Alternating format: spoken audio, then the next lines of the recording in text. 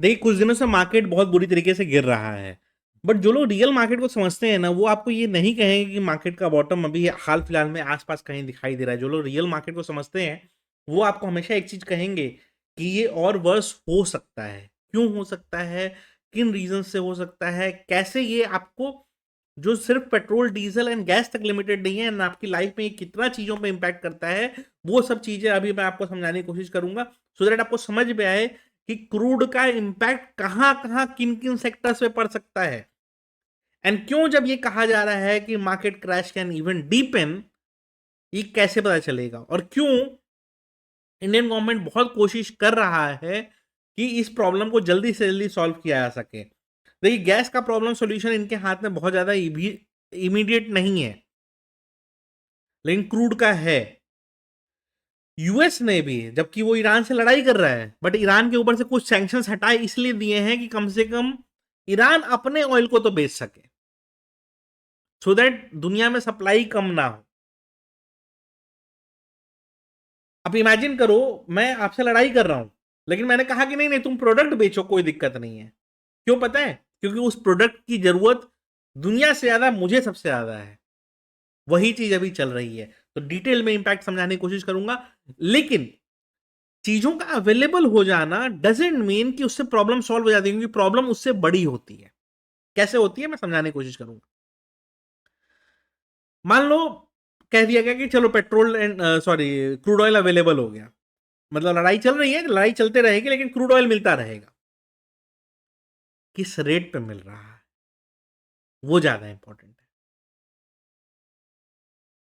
RBI का कुछ दिन पहले आरबीआई ने ये बताया था कि अगर $10 अगर बढ़ता है क्रूड ऑयल का रेट, तो ओवरऑल हमारे यहाँ इन्फ्लेशन पर 0.4% का इम्पैक्ट आ जाता है।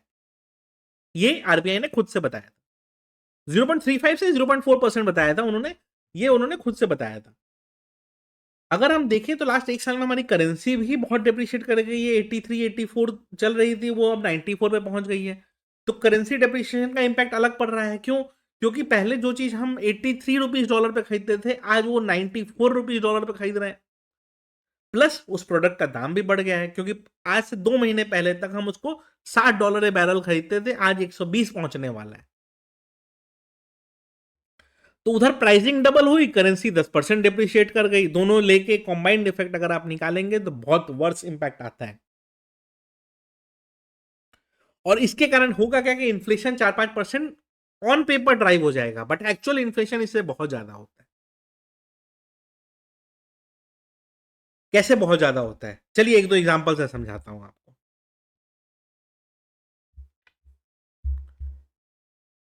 सोच भी नहीं सकते थे आप कि इन चीजों के लिए यूज होता है। जैसे मैंने ये नॉर्मल गूगल किया है, मतलब ये आप भी कर सकते हैं। Role of crude oil in medicine. Crude oil play an indispensable role in modern medicine, primarily as a foundational feedstock for pharmaceuticals. While 3% of global petroleum products are used for pharmaceutical manufacturing, it accounts for 99% of chemical feedstocks to create drugs. यानी कि दुनिया का total crude oil का सिर्फ 3% ही use होता है medicine में, लेकिन मेडिसिन के लिए वो 99% फीड स्टॉक है। यानी कि 99% दवाई का फाउंडेशन जो हो गया वो हो गया क्रूड ऑयल। और अगर क्रूड ऑयल का रेट डबल बढ़ा है और उसका फाउंडेशनल जो प्रोडक्ट है, जो बेस प्रोडक्ट है, जो फर्स्ट इंग्रेडिएंट है, उसका ही 99% यूज होना है, उसका दाम डबल हो चुका है। कभी सोचे थे कि जो दवाई खाते हैं आप इनडायरेक्टली क्रूड ऑयल खाते हैं? कभी सोचे थे? ये है reality.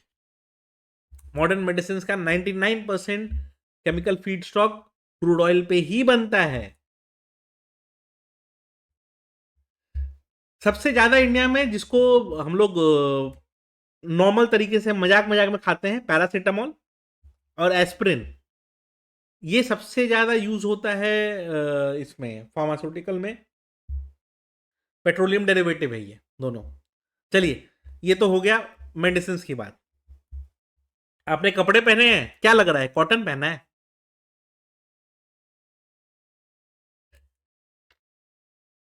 Structural backbone of modern textile industries को कहा जाता है, क्योंकि 60 to 63% of all fibres globally are produced as a by product of crude. यानी कि टोटल जो गारमेंट्स फैब्रिक्स हैं या फाइबर्स हैं दुनिया के, उसका 60% component is crude oil only, या by products of crude oil only. मतलब समझ में आया आपको? यानी कि कोई चीज अगर आज 1,000 रुपए की बन रही है, उसमें 500 रुपए का रॉ मटेरियल लग रहा है, उसका 60% कॉम्पोनेंट क्रूड ऑयल का ही प्रोडक्ट है, तो 500 रुपए जो उसका इनपुट कॉस्ट था, वो इनपुट कॉस्ट अब डबल हो चुका है। तो वो प्रोडक्ट पहले 500 रुपए का था, 1,000 रुपए में बिक रहा था, अब उसका कॉस्टिंग ही 1,000 रुपया हो चुका है। तो कल गारमेंट्स के रेट बढ़ते हुए दिखाई दें, कल आपको मेडिसिन के रेट बढ़ते हुए दिखाई दें, और ये इन्फ्लेशन में आप काउंट ना करें, तो इन्फ्लेशन नंबर तो कम दिखेगा, बट एक्चुअल इन्फ्लेशन बहुत हाई होगा। तो बहुत इंपैक्ट करने वाला है ये चीज, और ओवरऑल बुरी तरीके से इंपैक्ट करने वाला है आपके लाइफ को, आप हमारे लाइफ को बहुत हद तक ये इंपैक्ट करने वाला है। मैंने मेडिसिन का एग्जांपल आपको दिखाया, गारमेंट्स का एग्जांपल आपको दिखाया। इंडिया में या दुनिया में कहीं भी कोई चीज बनती है, तो वो बनती एक्स जगह पे है, जाती वाई जगह पे है, और सेल जेड जगह पे होती है, राइट? वो सामान एक्स से वाई तक और वाई से जेड तक पहुंचने के लिए क्या लगता है? ट्रांसपोर्टेशन लगता है। ट्रांसपोर्टेशन का फ्यूल कहां से आएगा? क्रूड ऑयल से आता है। अगर क्रूड ऑयल का इंटरनेशनली रेट डबल हुआ है, हमारे यहाँ डबल नहीं होगा, लेकिन रेट तो हमारे यहाँ ही बढ़ेगा। अभी इलेक्शंस हैं इसलिए रेट नहीं बढ़ रहे हैं। इलेक्शंस के बाद देखिए, एक ही दिन में पता चला हर रोज दो दो 10-10 12-12 रुपए करके बढ़ने लग जाएंगे।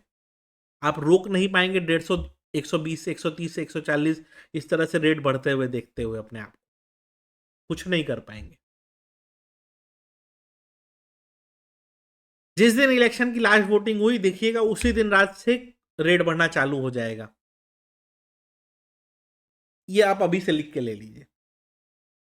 तो ये हाल है, हर चीज का इन्फ्लेशन बढ़ रहा है, इंसान के वैल्यू की लाइफ गिरते जा रही है, और मेडिसिन इस तरह से ही महंगे होते जा रहे हैं। तो आप पॉइंट समझने की कोशिश करें, हर चीज में इन्फ्लेशन बढ़ता जा रहा है। और इसी तरह आपके लाइफ में भी, मतलब पैसे की वैल्यू दिन पर दिन डिक्लाइन करते जा रही है, और आज से 10 साल 15 साल बाद उस पैसे की क्या वैल्यू रहेगी किसी को नहीं पता। और कई गलती से भी, मान लीजिए मैं नहीं चाहता हूं, लेकिन गलती से भी कोई मेडिकल इशू या मेडिकल इमरजेंसी अभी आ गई, और पैसे का जो अभी हाल चल रहा है, मनी फ्लो ही सिस्टम में पूरा रुक गया है, अगर यही सिचुएशन अराइज हो जाता है, तो करेंगे क्या आप? और जो मैंने आपको करेंसी का इंपैक्ट समझाया ना, अब आता है क्वेश्चन कि हमारी करेंसी कंटिन्यूअस क्यों गिरते जा रही है? 85 था, अभी 94 हो गया एंड ऑल दैट, क्यों गिरते जा रहा है? क्योंकि देखिए, हम एज ए कंट्री एक नेट इंपोर्टर कंट्री है।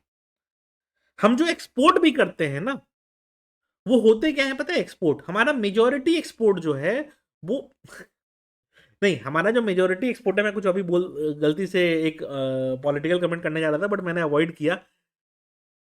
तो हमारा जो मेजर एक्सपोर्ट है ना, वो एक्चुअली है 25% हम टोटल एक्सपोर्ट्स का करते हैं क्रूड ऑयल, और अराउंड 15 से 16% हम सिर्फ डायमंड्स एंड ज्वेलरीज करते हैं।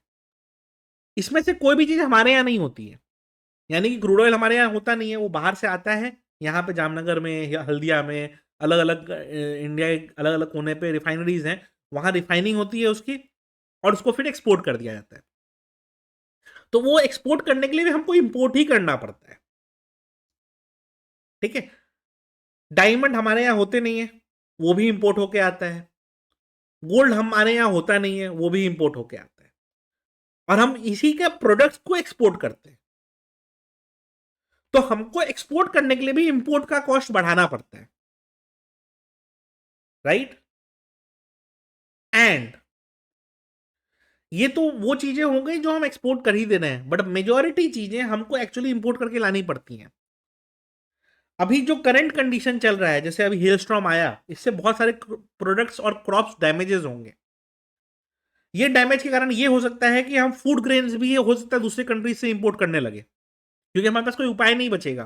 फूड ग्रेन के लिए भी हमको दूसरी कंट्रीज के पास जाना पड़ेगा कि तुम हमको वीट दे दो, तुम हमको राइस दे दो। वो भी हमें इंपोर्ट करना पड़ जाएगा अगर ये हाल रहा तो। यूरिया जो कि क्रूड ऑयल का एक मतलब बाई प्रोडक्ट है, वो हमारे यहाँ बहुत ज्यादा यूज होता है फार्मिंग में। मैं अगर आपको बताऊं, ठीक है, रुकिए एक काम करते हैं, ये भी आपको मैं गूगल से ही बताता हूँ। मैं अपने से बताऊंगा तो लोग कहेंगे कि तुम कुछ भी बोलते हो, ठीक है, मैं आपको गूगल से बताता हूँ। इधर सिंपल सा लिखते हैं, role of urea in farming in India. देखिए,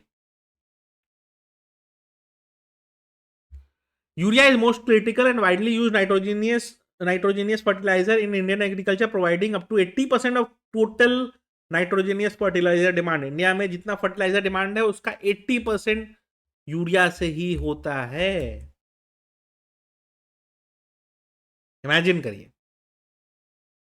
और role of urea in farming in India हो गया, ठीक है। Role of crude oil in urea, ये देख लीजिए। It is a source of feedback and energy, ठीक है। और ये क्या हो गया, naphtha a derivative of crude oil can be use as primary input of urea production. Imagine कर रहे हैं कि आपको प्राइमरी इनपुट जो है ना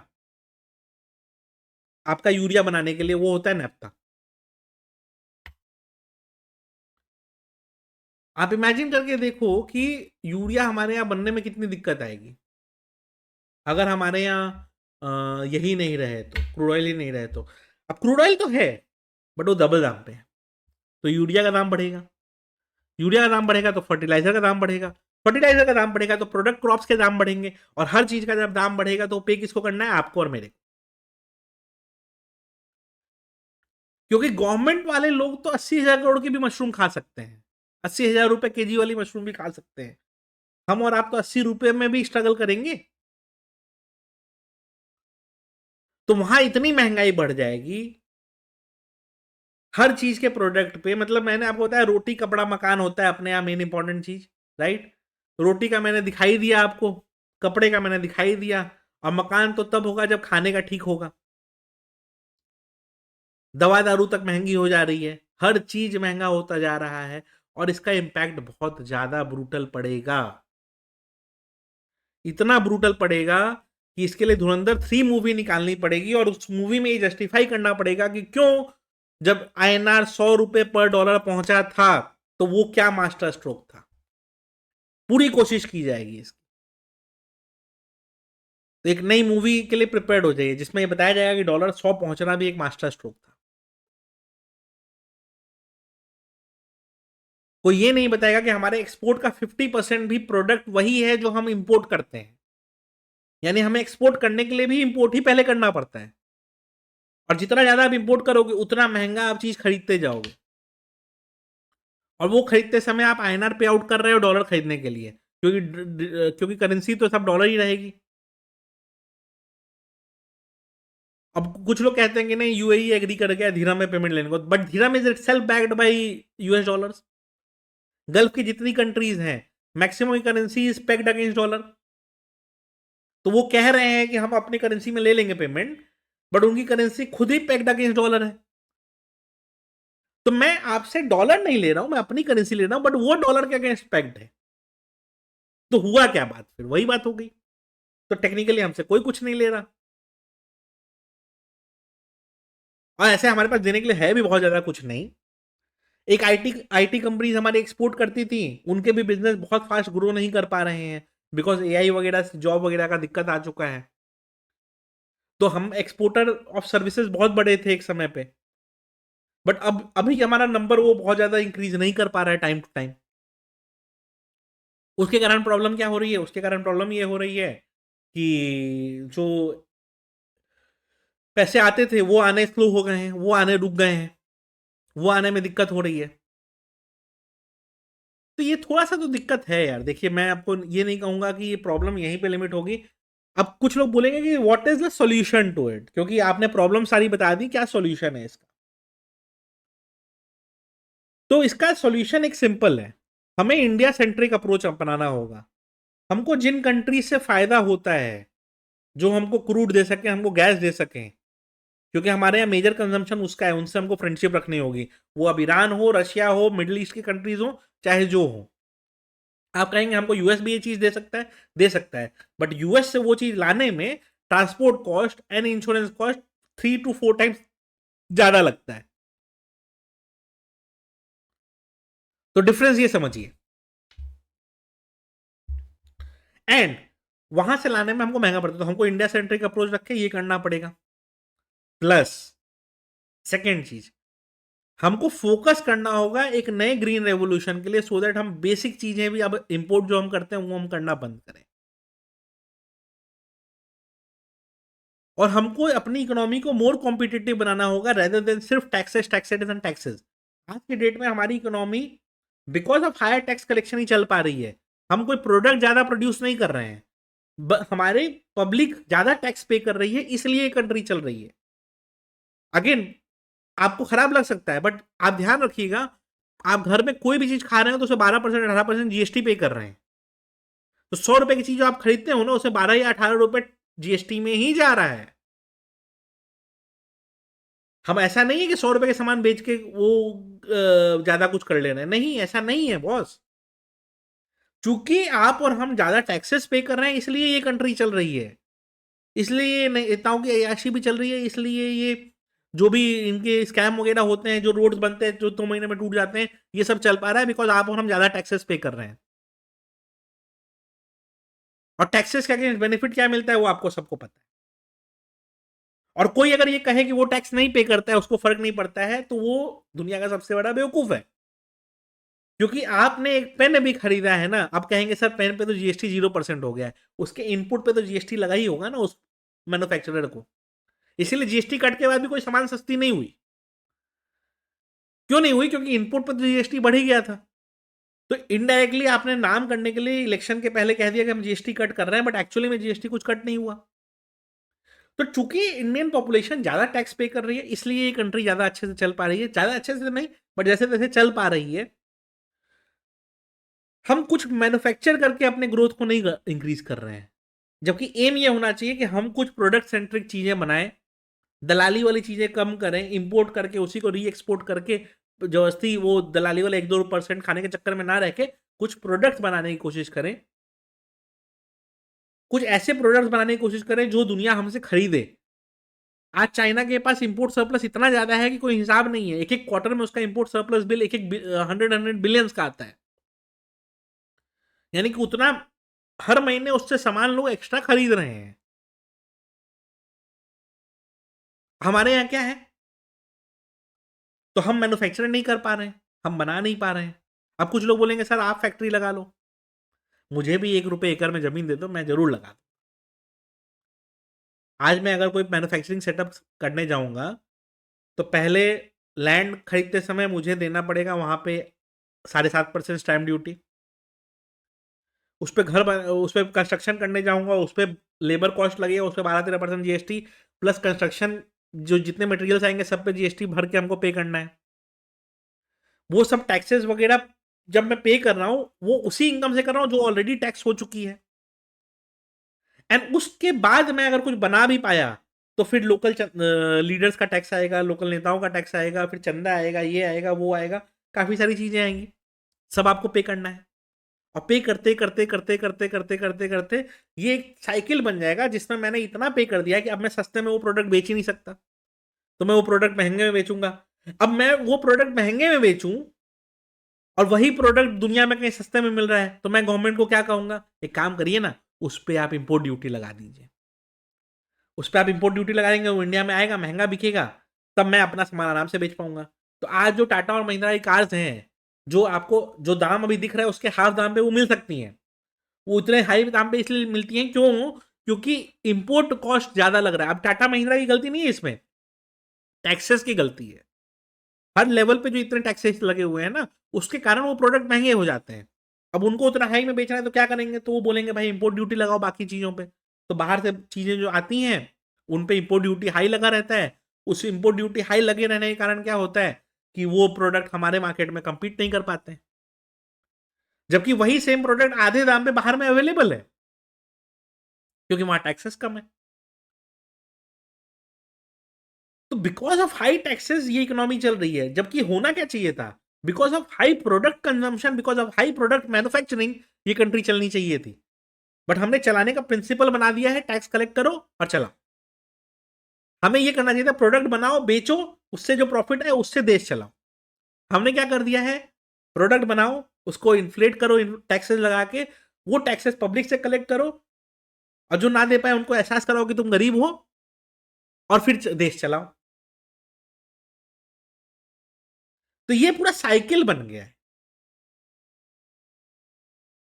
और हमारी करेंसी वीक होने का मेजर रीजन भी यही है कि हम कुछ प्रोडक्शन नहीं करते हैं।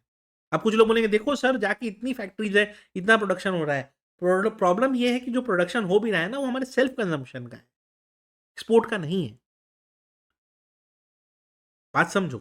और हमको एक्सपोर्ट सरप्लस कंट्री बनना है, तब हम अपनी इकोनॉमी को स्ट्रांग कर पाएंगे, तब हम अपनी करेंसी को स्ट्रांग कर पाएंगे।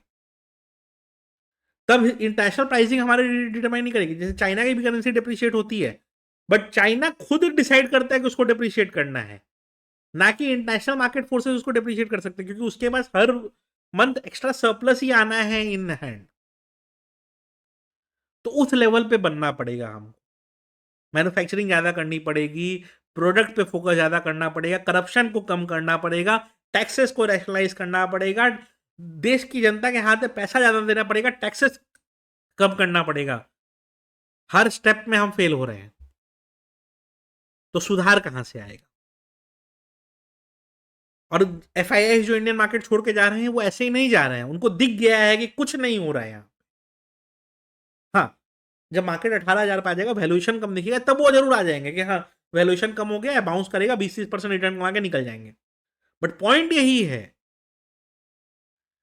कि दिक्कत है, और ये दिक्कत सुधरती हुई नहीं दिखाई दे रही है।